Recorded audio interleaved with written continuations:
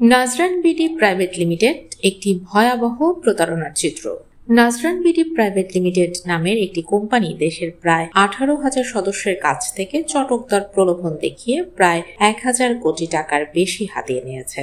কোম্পানিটি তাদের সদস্যদের প্লট ও বাড়ি দেওয়ার প্রতিশ্রুতি দিয়ে সদস্য সংগ্রহ করত। সদস্য ভিত্তিক চাঁদা প্রদানের ভিত্তিতে বিনিয়োগকারীদের কাছ থেকে টাকা নিয়ে তা অন্য সদস্যদের মাঝে বিতরণ করত, যা মূলত একটি পিরামিড স্কিম বা চেইন মার্কেটিং এর প্রতারণামূলক কৌশল। কোম্পানিটির প্রতারণা প্রমাণিত হওয়ার পর বর্তমান প্রশাসন তদন্ত শুরু করেছে এবং 10টি মামলা দায়ের করা হয়েছে। বেশ কিছু অভিযুক্ত এরই মধ্যে দেশ ত্যাগ করেছে এবং অনেকে নিজেদের বাড়ি ছেড়ে গা ঢাকা দিয়েছে। আইন শৃঙ্খলা বাহিনীর মতে প্রতিষ্ঠানটির মালিকপক্ষ ও পরিচালনার সঙ্গে জড়িতরা বর্তমানে পালিয়ে বেড়াচ্ছেন। এই ধারাবাহিকতায় আজ 19 এপ্রিল রোজ শনিবার জাতীয় প্রেস ক্লাবের সামনে এক বিশাল মানববন্ধন আয়োজন করে ভুক্তভোগীদের একাংশ। মানববন্ধনে তারা প্রধান উপদেষ্টা এবং স্বরাষ্ট্র উপদেষ্টার দৃষ্টি আকর্ষণ করে গণমাধ্যমে নিজেদের সমস্যা এবং আহ্বান তুলে ধরেন। তারা এই কোম্পানির সকল হোতাদের অবিলম্বে গ্রেফতার করে বিচারের দাবি জানান। নাজরান বিডি প্রাইভেট লিমিটেড একটি গ্রুপ অফ কোম্পানি ছিল।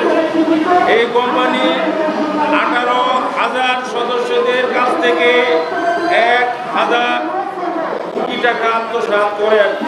এই কোম্পানির মালিক পক্ষ 7 জন করে আজকে পলায়ে আছে। আমরা সরকারের কাছে আবেদন জানাই, এই প্রতারকদের ধরে দৃষ্টান্তমূলক সাজা দেওক এবং যারা ক্ষতিগ্রস্ত হয় এদেরকে টাকা দেওয়ার জন্য আমরা সরকারের প্রতি আবেদন করছি, এদেরকে ধরাই দেন। টাকা লক্ষ লক্ষ টাকা তাদের অর্জিত জমাকৃত, কেউ জমি বিক্রি করে, কেউ ঋণগ্রস্ত হয়ে এদের এখানে জমা দিয়েছে এবং একটা আশা নিয়ে, কিন্তু এরা এই বিভিন্ন আশা দিয়ে বা বিভিন্ন দ্বিগুণ প্রতারণা করে তারা এখন লুকিয়ে আছে। রাষ্ট্রমন্ত্রীর দৃষ্টি আকর্ষণ করতে চাচ্ছি, ডক্টর ইউনূস স্যারের দৃষ্টি আকর্ষণ করতে চাচ্ছি যে আমাদের এতগুলো গ্রাহককে আপনারা সবাই সাহায্য করেন, আমাদেরকে বাঁচান, আমাদের আমানত যেন, আমাদের মূল্য টাকা যেন আমরা ফেরত পাই। আমাদের বাচ্চা কাচ্চার পড়াশোনা বন্ধ হয়ে গেছে, আমাদের সংসারে অশান্তি, স্বামী স্ত্রীর মধ্যে অশান্তি, অনেক সংসার ভেঙে গেছে, মানুষজন গ্রামে চলে গেছে প্রতারকদের মাধ্যমে। 2011 সালে প্রতিষ্ঠিত এই কোম্পানির মূল কার্যালয় ছিল ঢাকায়। মালিক পক্ষ 7 জনের সমন্বয়ে গঠিত, যাদের মধ্যে রয়েছেন সাবেক সেনা কর্মকর্তা, প্রবাস ফেরত ব্যক্তি এবং রাজনৈতিক প্রভাবশালী ব্যক্তিরা। কোম্পানিটি বিভিন্ন নামে প্রকল্প চালু করে, যেমন Najran green village, Najran city, Najran resort ইত্যাদি।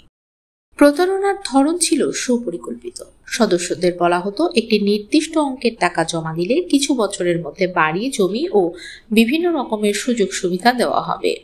বিনিয়োগকারীদের জন্য ছিল ডাবল মানি পাওয়ার আশ্বাস, যা বাস্তবে ছিল মিথ্যা প্রলোভন।